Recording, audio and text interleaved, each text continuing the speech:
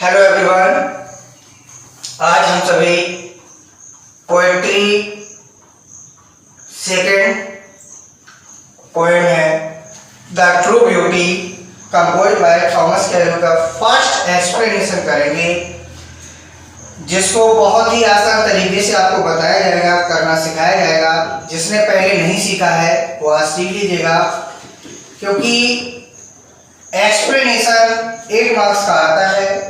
तो आप समझ सकते हैं 8 मार्क्स कितने होते हैं, आपकी लगभग 2% बढ़ा देते हैं। तो आप सबसे पहले इसको रीड करिएगा, फिर आपको लिखना है रेफरेंस। मुझे नहीं पता ये किस पोएम से है, लेकिन पहले आप इसको रीड कीजिए। हाँ, पोएम में आपको थोड़ी बहुत तकलीफ होती है पढ़ने में और समझने में, क्योंकि इसके जो वर्ड हैं वो कुछ अजीब से लिखे होते हैं, तो आप लोग नहीं समझ पाते हैं। लेकिन कोशिश करेंगे थोड़ा बहुत समझ में आ ही जाएगा। ये एग्जाम में आ गई है, मान लीजिएगा। He that loves a rosy cheek, he that loves a rosy cheek, रोजी यानी गुलाबी चीक यानी गाल। तो आप समझ चुके हैं, गुलाबी गालों से जो प्यार करता है वह व्यक्ति, और आ कोरल लिप्स एडमायर, या कोरल यानी मूंगा, लिप यानी ओठ, एडमायर यानी प्रशंसा करता है, या मूंगा जैसे ओठों की प्रशंसा करता है, और from star like I don't see, see यानी ढूंढना, या उसकी आंखों में जिससे वह प्रेम करना चाहता है, ढूंढने की कोशिश करता है कि वो तारे जैसी हो, fuel to maintain his fire, और ईंधन ढूंढता है। ईंधन मतलब प्यार करने के लिए, प्रेम अग्नि को जलाने के लिए वह ईंधन की कोशिश करता है। As old time makes this decay, as old time मतलब जब उसका वृद्धावस्था आ जाती है, जब उसका बुढ़ापा आ जाता है, तो ये सब चीजें क्या हो जाती हैं, खत्म हो जाती हैं। कैसे? ये तारों जैसी आंखें, ओंठ, गाल, ये सब चीजें खत्म हो जाती हैं। So his flame must best away, इसलिए उसकी जो प्रेम अग्नि है वो क्या हो जाती है, खत्म, बेकार है, वेस्ट अवे, बिल्कुल बर्बाद हो जाती है। तो अब आप ये सब चीजें देखिएगा कि ये जो हमारे बॉडी पार्ट्स के बारे में बता रही है, तो हमारे बॉडी पार्ट्स की पोएम कौन सी है? ये हमारी पोएम है सुंदरता के बारे में, क्योंकि प्यार इस सुंदरता से किया जा रहा है। तो आप समझ चुके हैं कि ये पोएम आपकी जो है वो ली गई है किससे? The true beauty. तो क्या लिखेंगे? दिस स्टैंजा, या आप दीज लाइन्स भी लिख सकते हो। दिस स्टैंजा लिखोगे तो हैज बीन, और दीज लाइन्स लिखोगे तो have been. This stanza has been taken from the poem, from the poem. तुरंत आप पेन चेंज कीजिएगा और कॉमा इन्वर्टेड कॉमा के अंदर उस पोएम का नाम लिख दीजिएगा, the true beauty, the true beauty. फिर कंपोज्ड बाय, क्या लिखना है? Composed bye. यहाँ रिटेन नहीं लिखना है, क्या लिखना है? Composed bye. फिर पेन चेंज कीजिए, इन्वर्टेड कॉमा के अंदर उस पोएट का नाम लिख दीजिएगा, थॉमस कैरो। क्या लिख देंगे? उस पोएट का नाम, full stop, after that close the inverted comma.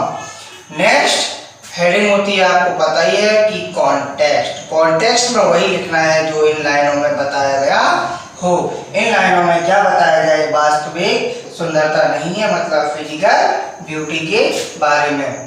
Here in this stanza, here in this stanza, comma, the poet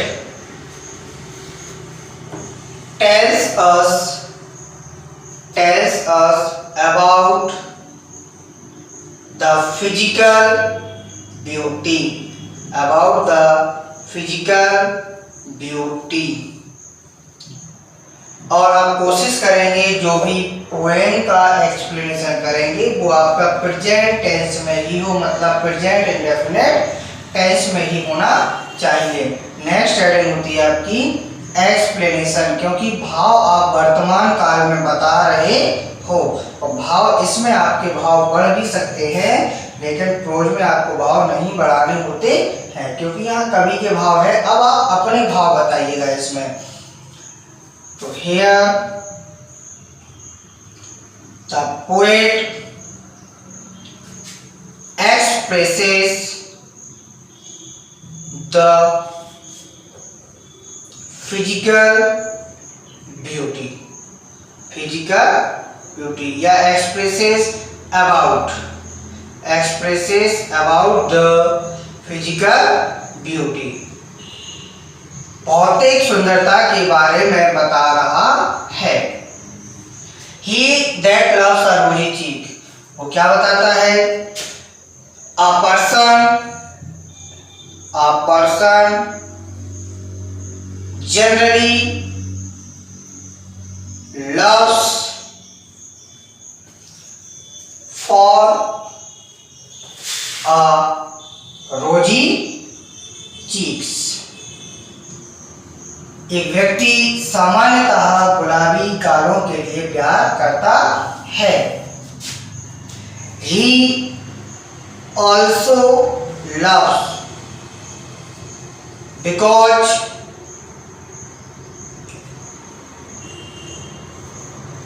of her coral lip, as they are just like a gem,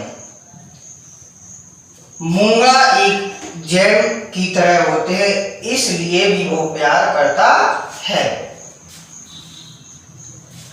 next, और from star like eyes to see, अभी एक line दे गई admires, and he praises, प्रशंसा करना, for it, और इसकी वो प्रशंसा भी करता है। और from star like I to see क्या नहीं ढूंढना, ही सर्च, ही फाइंड्स या he tries to find out, he tries to find out in his lover the eyes as stars, तारों के। नेक्स्ट है fuel to maintain his fires, अपनी प्रेमाग्नि को जलाने के लिए वो अपने फ्यूल यानी ईंधन को नियंत्रित करके रखता है। मतलब ही कीप्स या maintains, he keeps the fire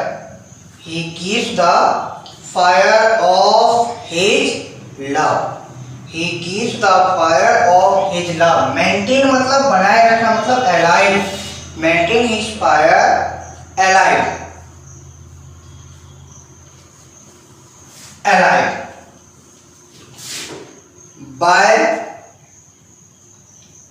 by her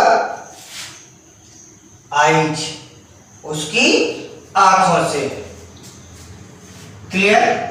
उसकी आंखों से वो अपने प्रेमाग्नि को जलाने लगता है।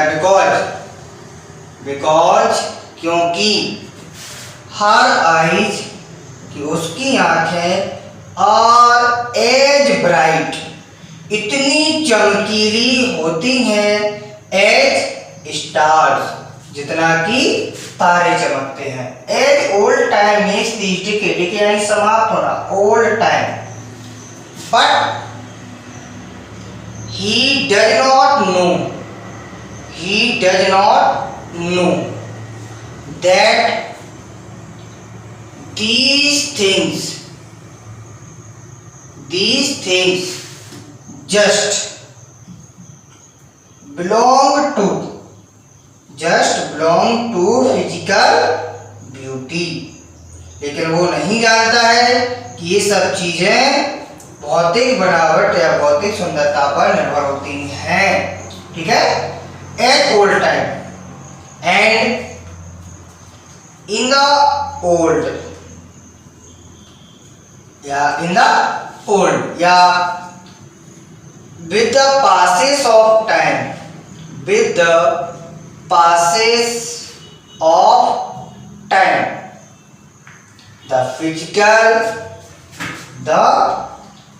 physical beauty also passes।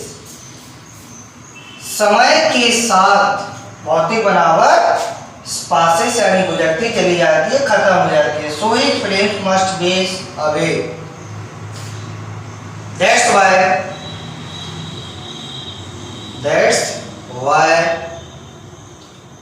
the physical beauty is wasteful। क्या है? wasteful और fades away। दूसरा वर्ड भी यूज कर सकते हो, fade away। Clear? And his love also comes to an end। और उसका जो प्यार होता है वो अंतिम पड़ाव पर पहुंच जाता है। ये था आपका पहला एक्सप्लेनेशन। इसको याद कर लीजिए, समझ लीजिए, जैसे भी आपको करना है। बहुत ज़्यादा इम्पोर्टेंट है आपके एग्जामिनेशन के लिए। क्यों? एक चीज और है आपकी, यहाँ नोट लिख लीजिएगा कि star like eyes here in the third line comma there is a use of a figure of speech। इसको बोलते हैं सिमली, इसीलिए ये इंपॉर्टेंट है। क्लियर? तो इसको आप अच्छे से नोट डाउन कीजिएगा। और दूसरा वाला एक्सप्लेनेशन आप कीजिए, नहीं आए तो मुझसे पूछिएगा और नेक्स्ट वीडियो में मैं आपको वो एक्सप्लेनेशन और सेंट्रल आइडिया दोनों ही दूंगा। Thank you so much.